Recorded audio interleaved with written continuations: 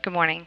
Thanks for joining us here on NASA TV. We're live in the International Space Station Flight Control Room, and it's my pleasure this morning to be joined by the new Space Station Program Manager, Kirk Shireman. Thanks so much. Great. It's nice to be here. I'm glad to be here and talk about the International Space Station. Yeah, which you're very familiar with. For 7 years, you served as the Deputy Program Manager, and then you went on to take the role as the Deputy Center Director here at Johnson Space Center. And as of just a few weeks ago, 3 weeks ago, I think you said, you are now serving as the Program Manager for the International Space Station program. Can you tell us what it's like to be working back at the program level? Well, it's funny. In one sense, it's like coming home. I spent 20 years of my life working on the International Space Station before I left, and so the people that work here, my family, my friends, and so I leave for 2 years, and of course I see people, but not on the same daily basis. So coming back was kind of like coming back home. But it's also somewhat like picking up a novel and opening up in the middle and starting to read the story, because a lot of things have happened. Everyone else knows what's happened but me, and so I have to go catch up with everyone else.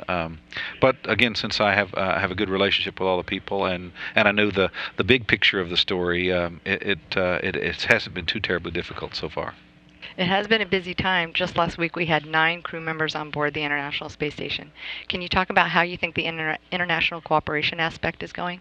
I think the international cooperation is still going very well. So it was great to see people. We had a cosmonaut from Kazakhstan. We had a Danish astronaut, of course, Russian and American and Japanese all on board. So it was great to see all those countries represented. Here on the ground, of course, we've had.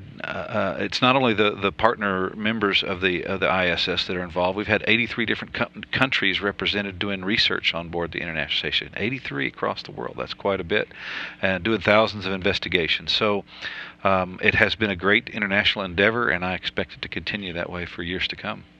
Absolutely. And speaking of the science, yesterday was a big milestone, the midway point for Scott Kelly and Mikhail Kornienko as they're making their way through this year-long mission. Can you talk us a little bit about how you think it's gone the last 6 months and what we can look forward to for the next 6? Well, for me, the first 6 months have blazed by. I wonder how it is with Scott and Mikhail, but they seem to be doing exceptionally well. They're very, very productive on orbit, seem to be very happy. And the work they're doing really is very important, right? The things that they're doing.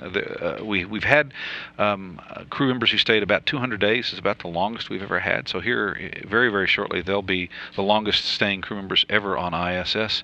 And the amount of data and the quality of the data that we're collecting will be groundbreaking. So it'll be really great to see what happens to the human body during that long period of time. We have a number of experiments. Earlier, you were talking about fluid shifts. I know they just participated in it this week, looking at what happens as fluid shifts in the body when you go up in microgravity environment. There's also a twin study looking at what happens with Scott's twin brother here on the Earth, and seeing what the difference is between a human body on the ground versus out in space. So all those things are really important, because we ultimately want to send humans off the planet for long durations, and to get to the next planet is going to be years. So learning what we can on ISS is a great pathfinder for putting humans on Mars. Absolutely. The research, of course, is a major aspect of all of this. Another thing that's really developing, though, is the commercial aspects, and Space Station has really been a platform to help enable some of the commercialization. Can you talk a little bit about some of the things that you see coming up in that area as well? Sure. Well, ISS, of course, has many dimensions working in the commercialization of space. One of the big ones is the commercial resupply of cargo. So we signed a contract years ago with SpaceX and Orbital, now Orbital ATK, to fly cargo to the International Space Station. So both of those companies have been successful in doing that. They also had some difficulties too, but that's part of the difficulty of our business.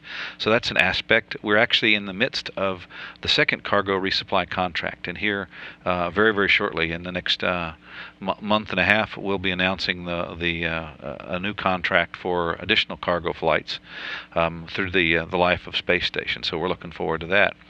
As you know, also we have commercial crew. We have a contract with Boeing and with SpaceX to fly crews up to the International Space Station, starting in their first flights are scheduled in 2017, and the first rotation flights in 2018.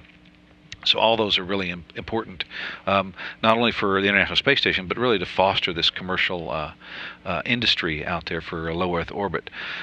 We're also doing quite a few things in terms of research and commercial inside the space station. So there's the Center for Advancement of Science in Space, or CASES, which is responsible of managing the national lab aspect of the International Space Station, and they're working with a number of private companies to do experiments, and not only for the knowledge that they're gained, but also for commercial gain. So I think we really are trying to foster a commercial industry in low Earth orbit, and making quite good progress. Absolutely. And I know we've covered a lot, but what are you looking most forward to as you embark on this new position? Is there anything in particular that's... The thing is, we've been doing research on board International Space Station for years, and what I'm looking forward to is really seeing the fruition of that. So we've had great experience. We learned quite a few things, both for NASA's purposes, but for, let's say, for humankind as a species. And I'm looking forward to continuing that, actually growing that, and really seeing the results of that. There's been a number of things that we've already done that have had significant benefits here on the ground. One of the ones that just came out recently, there was an experiment done in Expedition 5, and it basically was looking at how to purify the air.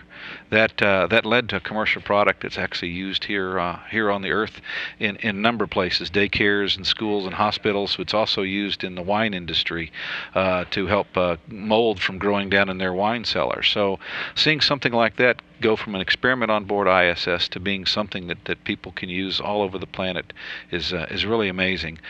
We have a number of experiments that are going on in fundamental science. We have the alpha magnetic spectrometer, and now CREAM, which are looking at particles of energies that are orders of magnitude greater than can be seen here on Earth, and we're actually watching them and learning about them, learning about the origin of our universe, and what comes out of that will be really amazing. So all these things I'm looking forward to not only growing the opportunities for research on board the ISS, but really seeing how it affects our lives here on the planet.